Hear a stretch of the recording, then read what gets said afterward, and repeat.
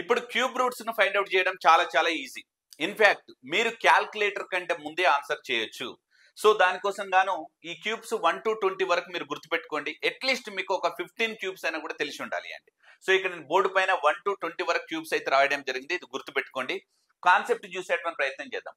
చూడండి, last digit గనక గుర్తుపెట్టుకోండి, లాస్ట్ డిజిట్ గనక 0 1 4 5 6 9 వచ్చింది అనుకోండి, అవే రిపీట్ అవుతాయి. అంటే అయ్యే అంకెలు రిపీటెడ్ అవుతా ఉంటాయి. అలా కాకుండా 2 వస్తే 8 తీసుకోండి, 3 వస్తే 7 తీసుకోండి. అలానే 8 వస్తే 2 తీసుకోండి, 7 వస్తే 3 తీసుకోండి. రైట్? ఒక ఎగ్జాంపుల్ చెప్పే ప్రయత్నం చేస్తాను. సో బాగా అబ్జర్వ్ చేయండి. లాస్ట్ డిజిట్ చూడండి, ఇక్కడ 1 ఉంది, ఇక్కడ 4 ఉంది, ఇక్కడ 5 ఉంది, 6 ఉంది, 9. నేనేం చెప్పాను?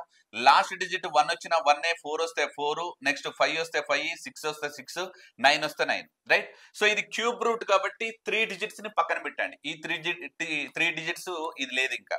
రైట్? ఇంకా రిమైనింగ్ ఉన్నటువంటి డిజిట్స్ ను మనం ఫైండ్ అవుట్ చేద్దాం. చూడండి, ఇక్కడ మిగిలిపోయింది ఏంటి? 68. 68 అనేటువంటిది ఏ స్లాబ్ లో ఉందో ఒకసారి చూడండి.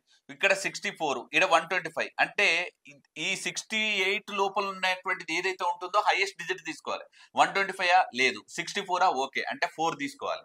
ఇది 41 క్యూబ్ అన్నట్టు. రైట్? సో 157 ఎక్కడ ఉందో చూడండి. 157 ఈ రెండింటి మధ్యలో ఉంది, అంటే లీస్ట్ నెంబర్ తీసుకోవాలి, అంటే 5 తీసుకోవాలి, అంటే ఇది 54. నెక్స్ట్ 42 ఎక్కడ ఉంది? 64 లోపు, అంటే 3నే తీసుకోవాలి, అంటే 35.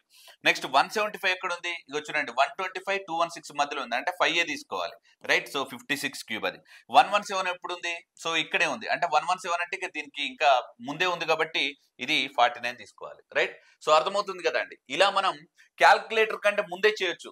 మీరు మొబైల్లో మీరు క్యూబ్ రూట్ ఫైండ్ అవుట్ చేయడానికి, ఈ విధంగా చేయడానికి చాలా చాలా ఈజీ అండి. రైట్? చాలా సింపుల్ గా చేయొచ్చు.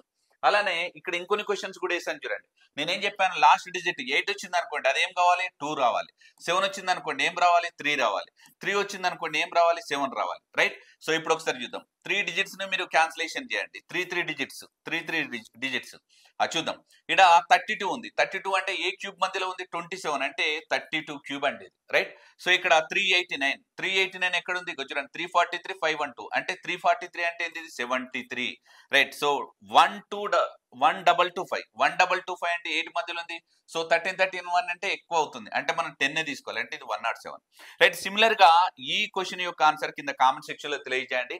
అండ్ ట్రిక్ ఎలా ఉందో డెఫినెట్లీ మీ యొక్క కాంప్లిమెంటరీ ఇచ్చేటువంటి ప్రయత్నం చేయండి. Thank you so much.